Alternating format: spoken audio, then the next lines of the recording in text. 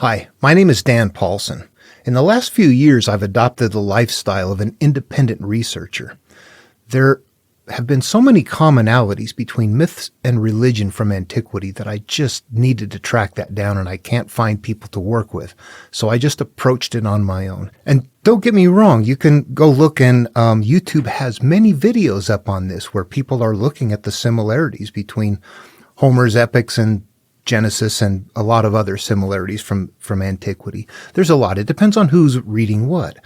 People find those similarities, and I've found them as well. However, everybody was looking at them from academic standpoints, and I saw something different in there, and I just wanted to approach it in a completely different way. And so that became very unique. So my own path of discovering what is there was unique. But I will tell you in the end what is exactly what everybody is seeing. All of the myths and religions from antiquity are framed on two templates. And what I'm going to suggest is I'm just going to come at this completely fresh. The two templates are common, and they're shared between each myth and religion, like I said, and each one of them starts with one of the templates. It'll use the first template. Every one of them begins with that. And then from there, it uses the second template repeatedly. Story after story built on the template. So it becomes a network of stories, but they're all built on the same inner teaching. And that right there, inner teaching, what did I just say? This is what the template is based upon. It is based upon the life of a human in this cosmos. Now, I can tell you from experience, it's not easy to see this, and I don't think everybody can see this. And I think the material also teaches us that it's kind of a hard thing to see and that not many people are going to get there. I want to talk about that a little bit because that's important. Here's a measuring stick. Every person has two lives. And the second one starts the moment they realize they only have one life.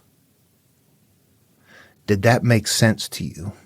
If it did, this will make sense to you.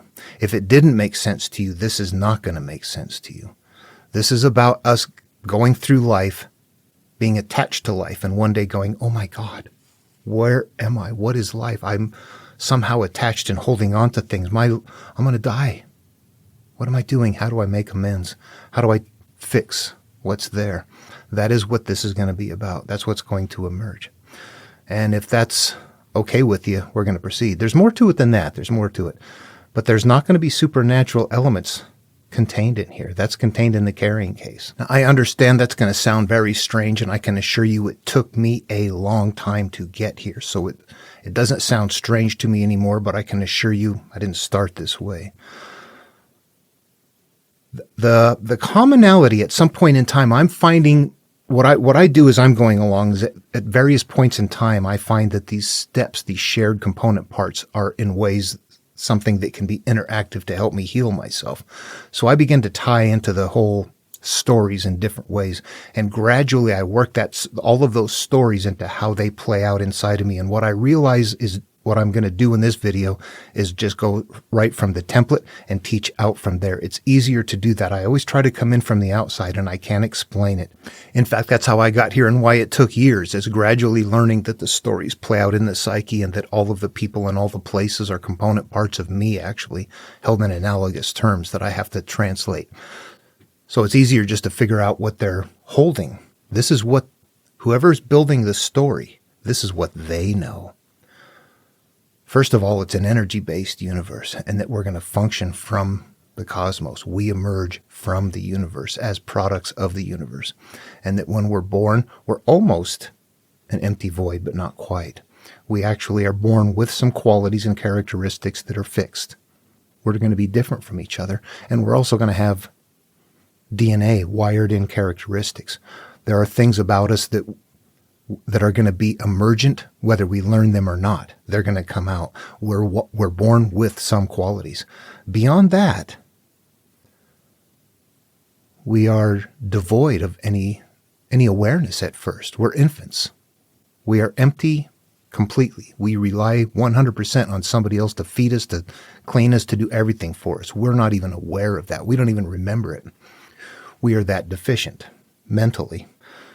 This is an energy-based cosmos. How do we get on board? As life goes on and we begin to learn and we continue to have experiences in our brain wires, we begin to learn things like, that's good. Oh, that's a banana. Oh, it's also yellow and it's also sweet. We begin to learn and we begin to wire. And instead of just sitting there waiting for somebody to take care of us, we begin to say, hey, can I have a banana? We begin to develop and function. At this point in time in our life, we are now becoming conscious and self-aware. We are developing into two parts of us, a consciousness and something in the background that when we're not paying attention is making us laugh and go do things. We're now becoming two. We're becoming conscious and subconscious. We're not just a flesh and blob. Okay, that's a bad term to use. This is how we come about. This is actually the template is based on this. It's not really a template. It's a life of a human. Okay, so there we are at that point in time in our life. We're little kids. We're happy. We're not attached. We're not exposed to the world. We're not hurt. What happens next, though, as life goes on, as we begin to experience life, let me back up. There's something we need to infer at that point where we're born and we're growing and we're emerging and we're learning about bananas, that at the same time and right here at this point, we are coming from different places in the world. We're coming from different experiences, and you just emerged where you came from. They're probably figuring this out by taking slaves from some places, little kids, raising them somewhere and realizing later they're just like us. Interesting. What they begin to realize is that we become products of our experience as we grow up. If you are born in the U.S., you're going to have one experience. If you're born in Saudi Arabia, it's going to be different. You're going to have different beliefs based on what you were trained with when you were young. We need to know we became mental products of our life experiences and our beliefs. That what we judged, what we were told, we just said, okay. And we took that in and we became that. We need to know that. As life goes on and we begin to continue to observe life, we see people hurting each other. We ourselves become hurt. We hurt others. Life happens in a normal way, and we're observing the physical things going on out there, and we're making decisions based on what we see. And through the conscious thinking and the emotional way we hold it, we are beginning to wire our inner being with that very thing. We begin to split. We emerge as something that we could go both directions. It could go good or bad. We make decisions on something that happens when we decide it's bad. It gets put away that way. And it continues to grow. It continues to emerge. It's going to continue to cycle out of us. And it's going to teach us that we're going to continue to have repeated hurt, pain based on what we're judging from life if we're this individual that has hurt experiences. And most of us do have things that we want to resolve. What happens then as life goes on, we get involved in life. Well, unbeknownst to us, what we're doing is we are observing physical manifestations of a background energy that's in place. We are making decisions based on the physical manifestation of something we see, not understanding cause and effect, not realizing that there's really something that is driving that behavior. So we are, in essence, becoming part of the field of the, now we're a part of that. We're a part of that garden as well by looking at it, judging it, becoming a part of whatever it is we look at in life. All of us do that. That is how we become products of what we are. We judge our experiences. If you were somewhere else, you would have different experiences. You would become something different. We have to know that. Take triplets at birth, spread them off around the world, and raise them for 30 years, put them together. They won't even be able to communicate. They won't get why you believe something different. What's the difference? It's not the people. It's the brain. It's the experiences that we're having. They want us to know that. Then, unchecked, that continues to get worse. Life compounds. Our good qualities and good characteristics, our joy, our peace, our sense of wonder become corrupt. They become taken over by life, being jaded, being hurt, being angry, being ashamed, wanting to hide things, wanting to put things away that when we were little kids, we didn't have those experiences. But now that we're older, we're having those and they're getting worse and worse. Life goes on. We're having relationships that fail and hurt and things that cycle and repeat, and we don't get it. And from there, life continues on, perhaps until you die. That right there, if you were reading Genesis, there's a point where the world has become corrupted and is raucous and needs to be flooded out. That's it right there. And that's the end of the first template. That is the life template. That is the life template. Then what happens is there's a second template that picks up, and that is the healing template. It's often called the monomyth. The monomyth does not identify what this really truly is. It doesn't get to the core of the template. The core of the template is a psychological inner process. Crossing the threshold is going into your memories, not crossing a river. It is in the story, but once we strip off the analogs, it's a lesson about turning inward, defeating the enemies, the things that hurt you, the things that continue to cycle around, and that's what's going to be contained in here. We're going to go after that stuff that happened from creation to corruption. And that time frame is our life from when we're born to the time we go, oh, I've only got one life. What am I going to do? The next template picks up. And this is a self-healing template. It's nesting the idea of going in and flooding out the world, and it goes on from there. Anyway, I wanted to say that as an introduction. That's how it's going to work. I want to move into Genesis still and identify that specifically, but I wanted to try this and get inside the template and see if this is maybe more effective. I frustrate myself trying to reach out, and I don't know what to do. It's my own mental thing that I'm working through myself. People that have been watching my videos will see it. I go up and down and up and down. And I realize it's a difficult thing, and I have to just let go of the idea of reaching out and just say I'm posting a record here. But essentially, I think I've been doing it wrong, and I need to teach that this is the template. We're the masters. We are now taking that template and saying, here is life. Here's how it happens. Build a story for your culture on this. Make it an adventure. Make it a myth. Make it a religion. The way you write it in analogous verbiage, it's going to carry. For example, in the story we just mentioned, where is this cyclical pain coming from?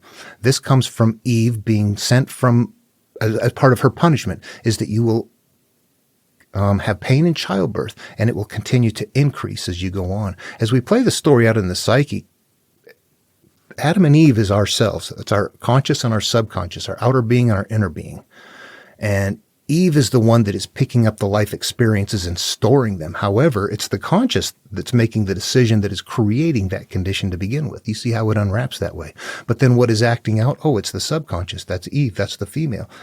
No, it's the characteristics that we put away inside, and they continue to act out, and it's going to get worse as life goes on. This is saying that it's going to get harder and harder as it goes on. And why would that be? When it plays out in the psyche, the offspring is what you have that are playing out of you that are not resolved, and it's going to get worse and worse as time goes on. Suddenly we are seeing those elements nested in a teaching that is a little bit different. If we were to look at the teachings of Lao Tzu, the Tao Te Ching, one of the very first lines in the first verse is that caught in desire, we realize the manifestation, which means whatever we're hanging on to continues to cycle again. Buddha, the very first verse that follows the foot of the ox, like the wheel that follows the ox that draws the carriage. It's a cycle happening, the pain that continues to emerge over and over again. It'll be hidden a little bit more in Jesus' work, but he'll say something like, the measure you mete unto others will be likewise meted unto you. Remember, we're transitioning these into the psyche. They become mental processes, and that in all cases, they're doing the same thing. If you're judging something, you are giving it a memory and mostly an emotional quality about it. And once you store that emotional quality away, that right there becomes the seed of what continues to find similar emotions to it. So all of them are right in the beginning of their teachings telling us that a cyclical pain is going to be happening. But you see how obscure it is like that. And the only way to recover that is to play it out in the psyche and read them conceptually and understand that the terms that they're holding are simply analogous terms that look outward, that don't go inward. They carry the story. They carry the template. And I should say right there is that those are actually very simple, easy to see examples, the very short verse type of teaching. When it gets into a very big story, what would we, for example, if you just went to the YouTube version of Jason and the Argonauts, the old one, the old 63 one, it's fun to watch. There's a point though where they've got the harpies that are defiling Phineas's food. They're continually, every time it's time for him to eat, they mess his stuff up so he can't eat. So there's this cyclical thing going on right there. It's being held that way. They're ruining it for him. It's a cyclical pain that is emerging, being held in his story form. And in the end, they can't even kill them. They're caged, and Zeus doesn't allow them to be killed. What they represent in the psyche is the same thing, except that they're holding the idea that your memories have now been rendered ineffective. The emotional state. If you have something that hurts you from the past, you haven't resolved, and it continues to act out. Once you resolve it, it no longer acts out, but you still have the memory. This represents that being caged up part right there. But there's a repetitive thing going on. We can go over to Moses and what we see when it's time to leave your past behind, when it's time to escape Pharaoh, held in a different story, a different culture, different time, different analogs, same processes. That there's plagues happening, that Pharaoh finally, at some point, just finally gives in and tells you that you can go, and then comes after you anyway. There's this struggle to leave the past, and then crossing the threshold, going through the Red Sea. We see elements of that elsewhere. So the stories suddenly become really large, but they're still holding the same teaching in there. And all of the people that are in the stories represent qualities or times of who and what we are. They play out in the psyche. We're defeating our old self. Whoever has our land, or, we're going in Jason and the Argonauts, King Pelias represents our earlier self. You see, he can't kill us. And if you watch the movie, he's even told, you cannot kill Jason or you will kill yourself. Why is that? They're the same person. Yeah, this is all us. They're giving us clues all in the material that they play out in the psyche, and that everything in there, that all the people, the Argonauts are all qualities you're bringing along. Disciples are all qualities you're bringing along. However the story plays out, we've got similar concepts across the board. That's what we're looking at it. But it goes on that template, and they can get so obscure with the teaching. We can make up our own with the painful one coming around. I do this one often. The ship can only sail around its anchor.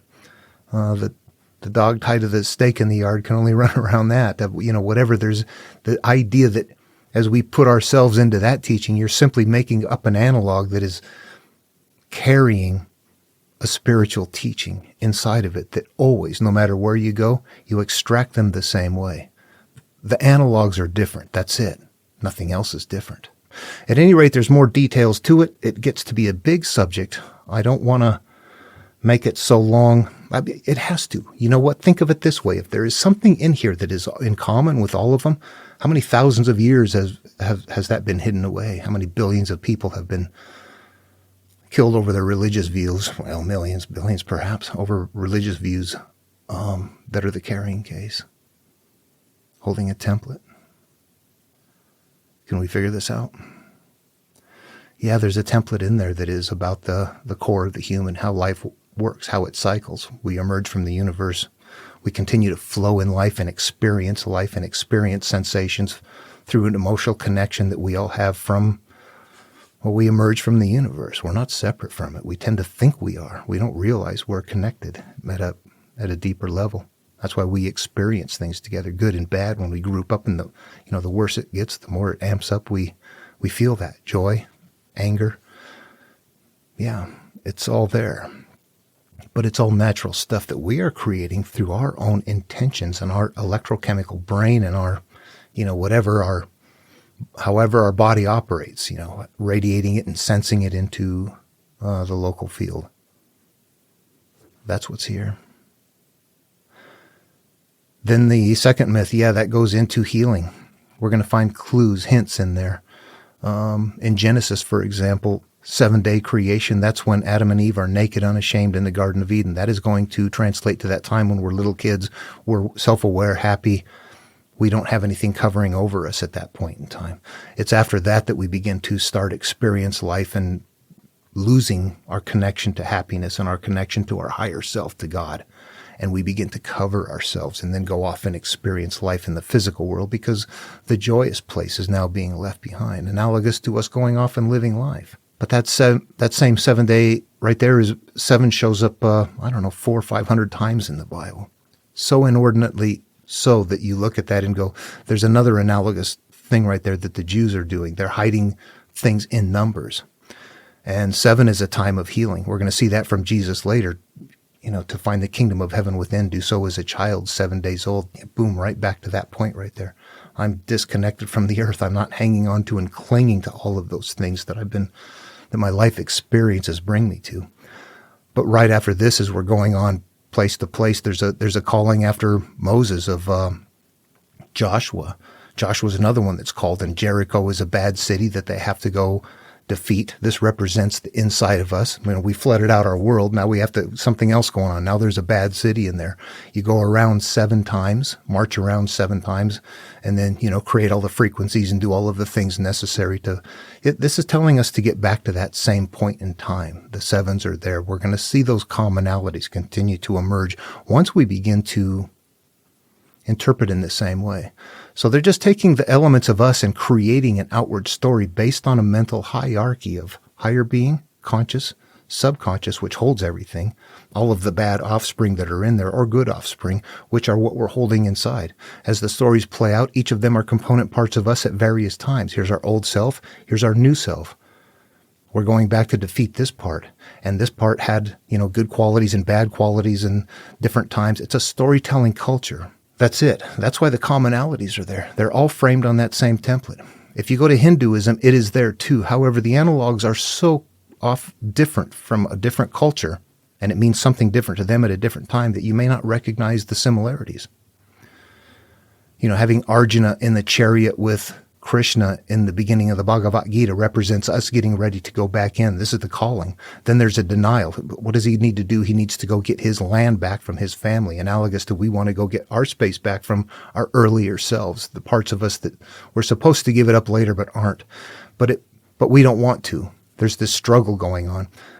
And Krishna's telling us, you know what? I can be your charioteer. I can drive for you, but I can't do anything. This is telling us we have to do all the work consciously. The higher being can help out, but we have to do conscious things. They're playing out. In the end, Arjuna decides at that point in time that he doesn't want to go. So in despair, he doesn't cross the battle line and goes in. So there's a calling and there's a denial. This is going to continue to unfold that way. We'll see it, the mythological portions of it continue to emerge.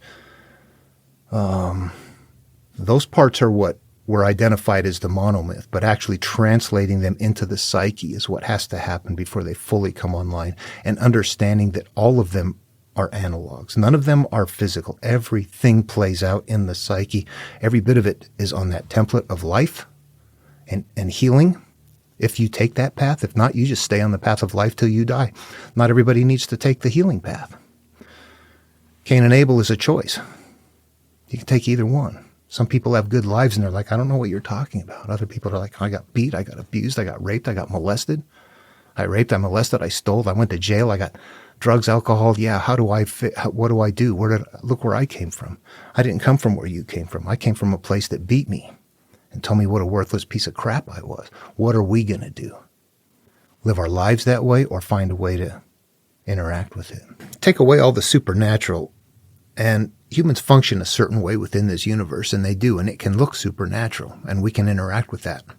We can, but it isn't supernatural. When we look at it as supernatural, we're kind of looking at the outside. We're not looking at the inside. We're not transitioning it. Anyway, I got to be careful I don't go too far into the application of the material here. It's actually, the template itself is, when you break it down, there are actually interactive steps for self-healing in there. So I tend to kind of go into that, and then it kind of clouds up the looking for the template. And remember, there's 2 templates there. And okay, what I'm going to do in the next video is get into Genesis and just start going through, starting from the first creation story. I'm going to go through and identify what it is that on this template, which part they're covering, and I'll take it from the first creation story all the way to the first calling of Noah. That right there is the template in Genesis that is the human life template. When the world becomes raucous, at that point in time, we may or may not interact with it. Or it may not become raucous. I hope this was interesting. And yeah, that's it. Sure.